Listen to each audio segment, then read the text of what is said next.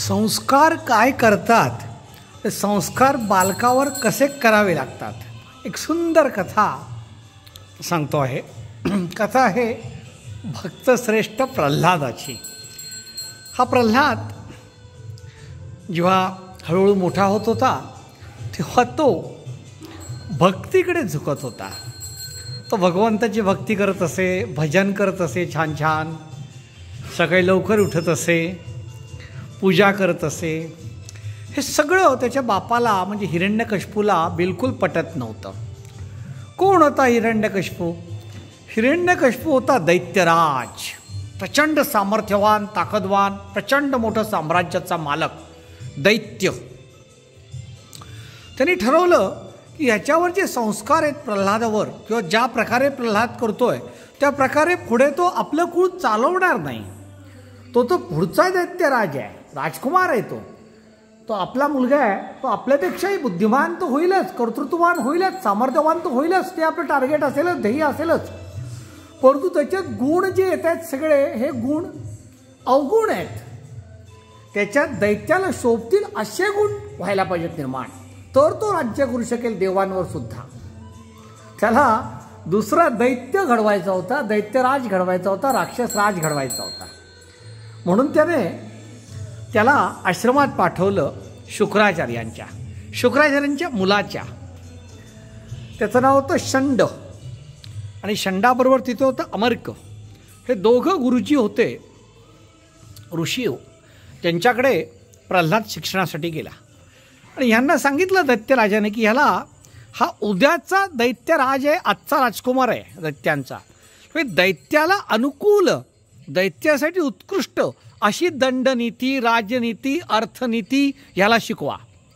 उद्याचा राक्षसांचा राजा, उद्याचा दैत्यांचा राजा म्हणून उत्कृष्ट त्याला तयार करा. तो भजनाच्या, भक्तीच्या मागे लागलेला आहे, परंतु तो कुसंगतीमुळे तसा करतोय. त्याला कुणीतरी भौकव्यात घेऊन लहानपणी गडबड केलेली आहे. त्यामुळे तुम्ही जरा लक्ष द्या, त्याच्याकडे जादा लक्ष द्या आणि त्याला उत्कृष्ट दैत्यराज होईल अशी त्याची तयारी करून घ्या. मग त्या दृष्टीने त्याच्यावर विशेष लक्ष दिलं जात होतं. षंड आणि अमर्क हे दोघं मेहनत घेत होते. त्याला ते दैत्यांची दंडनीती, राजनीती शिकवत असत, तसे संस्कार करत असत. हे सगळं ग्रहण करत असे हा प्रल्हाद. बुद्धिमान होता, मेधावी होता, प्रतिभावान होता. परंतु हे शिक्षण दिल्यानंतर जेव्हा दुसऱ्या कामांमध्ये व्यस्त होत आणि इतर सगळे याचे जे बरोबर मित्र होते, विद्यार्थी होते, ते खेळायला जात, तेव्हा हा शांतपणे भजन करत बसे, भगवत चिंतन करत बसे.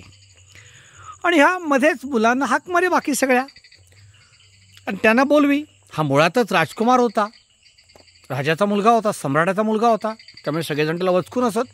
शिवाय प्रल्हाद हा चुकून का होईना पण वेगळा होतोय की काय, भक्त होतोय की काय, तो देवांचा प्रतिनिधी आहे की काय, असं वाटून हिरण्यकश्यपूने अनेक वेळा त्याला मारण्यासाठी प्रयत्न केलेले होते. हे या मुलांना माहिती होतं. ते प्रयत्न विफल ठरलेले होते, पराभूत झालेले होते. आणि हिरण्यकश्यपू एवढा सम्राट असून सुद्धा आपल्या मुलाला काही मारू शकलेला नव्हता. आणि हे काही दडलेलं नव्हतं कुठे, माहिती होतं. त्यामुळे ती मुलांना याच्याविषयी अजून आदर होता. त्यामुळे यांनी हाक मारल्यावरती खेळणं बिळणं सगळी मुलं सोडायची आणि धावत ह्याच्याकडे यायची. त्यांना सदाचाराच्या कथा सांगायचा, उत्कृष्ट बोधकथा सांगायचा, पुराण सांगायचा, वेद सांगायचा, देवस्तुती करायचा. एकदा त्यांच्या एका मित्राने विचारलं प्रल्हादाला, अरे तुझं आणि आमचं आयु तर एकसारखंच आहे, तू काय आमच्यापेक्षा मोठा नाही आहेस, कदाचित माझ्यापेक्षा तू लहानच आहेस, हे ज्ञान तू मिळवलंस कुठून सगळं? तू काय आम्हाला एक एक सांगतोस, हे कुठून मिळवलंस, कधी मिळवलंस? अरे हे गुरुजींना पण माहिती नसेल कदाचित. प्रल्हाद म्हणाला, ह्याची सुद्धा एक कथा आहे. काय कथा आहे ती? तुला कुठून ज्ञान मिळालं सगळे हे? मग प्रल्हाद सांगू लागला, माझा काका हिरण्याक्ष ह्याच्या मृत्यूनंतर माझे बाबा सम्राट झाले. आणि त्यांच्या मनाने असं घेतलं की हे आपण सम्राट झालो आहे ठीक आहे, पण आपल्याला जगाच्या अंतापर्यंत साम्राज्य उपभोगता आलं पाहिजे, दैत्यराज म्हणून आपली कीर्ती गगनाला पोचली पाहिजे, कोणी शत्रू आपल्याला उरता कामा नये, यासाठी ते तपश्चर्या करण्यासाठी पर्वतावर निघून गेले.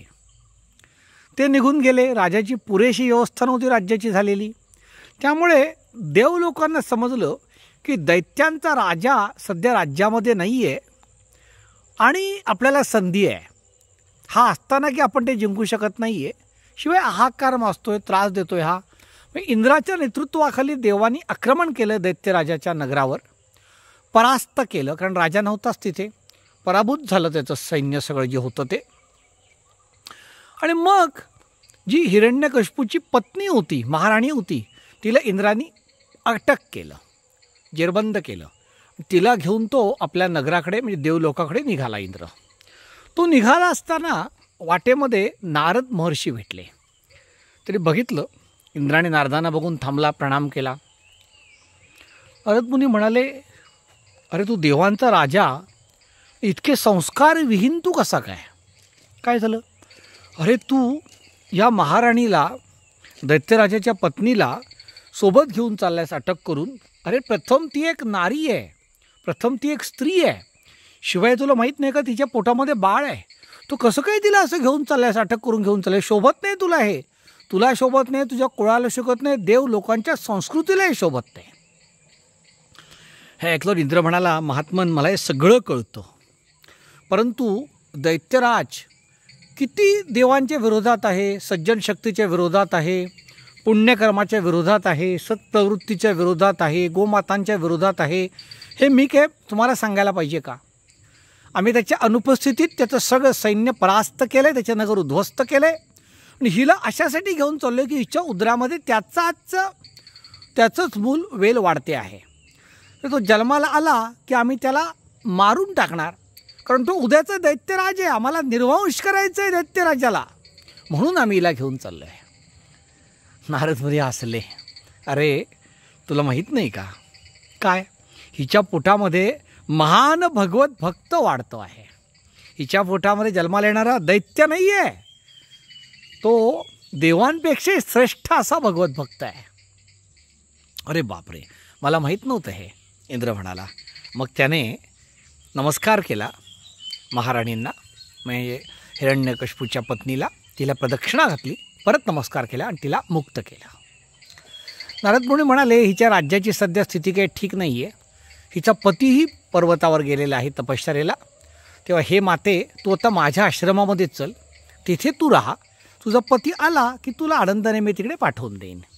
आणि मग ती आपल्या पोटातल्या बाळासह ती नारद मुनींच्या आश्रमामध्ये गेली. नारद मुनी तर भ्रमण करत असत, तरी दिवसातले 3-4 तास ते आश्रमामध्ये थांबत असत. मग ही ऋषींची सेवा करत असे, इतर कामांना मदत करत असे. आणि नारद मुनी हिला खास वेळ देत असत आणि तिला ते भगवत चर्चेमध्ये गुंतवत असत, पुराण ऐकवत असत, वेद ऐकवत असत, ईश्वर स्तुती करत असत, भजन करत असत. सुंदर नारद मुनी तर उत्कृष्ट संगीत गायचे, आपल्याला माहिती आहे, संगीतकार होते ते श्रेष्ठ, आणि कीर्तन करत असत. प्रल्हाद सांगतोय बरं का सगळं हे. तो म्हटला की हे सगळं नारद मुनी करत होते ते खरं तर माझ्यासाठी करत होते, कारण माझ्या इथं दिवसा खूप काबाड कष्ट करत असे, तिथे सेवा करत असे. तिची क्षमतासुद्धा शेवटी सीमित होती, ती प्रौढा होती. परंतु नारदांना माहिती होतं की जो पोटामध्ये उदरामध्ये जो बालक जन्माला येतोय, तो जरी भक्त होणार असला तरीही तो अधिक उत्कृष्ट भक्त व्हावा म्हणून, ज्ञानी व्हावा म्हणून आत्ता आपल्याला ही संधी आहे, या संधीचं सोनं करून घेतलं पाहिजे. म्हणून तो ऐकवत होता माझ्या मातेला, पण उदरामध्ये वाढत असलेलं मी ऐकत होतो. ते ज्ञान सगळं घेऊन मी जन्माला आलो आहे. म्हणून मी जेव्हा बोलायला लागलो त्यावेळी भगवत भक्ती माझ्या तोंडातून यायला लागली, भजनांच्या रूपाने. सगळ्या बोधकथा मला त्या काळामध्ये महर्षी नारदांच्या तोंडून ऐकायला मिळालेल्या आहेत. मी महाभाग्यवान आहे, अहोभाग्य माझे. त्यामुळे हे मित्रांनो, मी तुम्हाला सगळं हे सांगू शकतो. पुढे भक्तश्रेष्ठ प्रल्हादाची कथा आता आपल्या सगळ्यांना माहिती आहे, तो कसा मोठा झाला, हिरण्यकशिपूने काय केलं, सगळं आपल्याला माहिती आहे. परंतु प्रल्हाद म्हणून कसा झाला ह्याचं कारण आहे, त्याच्यावर जन्माच्या आधीपासून संस्कार होत होते की जे तो ग्रहण करू शकला. नमस्कार. शेठ गोशाळा, शेठ कोकण विश्व, रत्नागिरी, मंडणगडमधून मी सचिन शेठ. जय गोमाता, वंदे मातरम.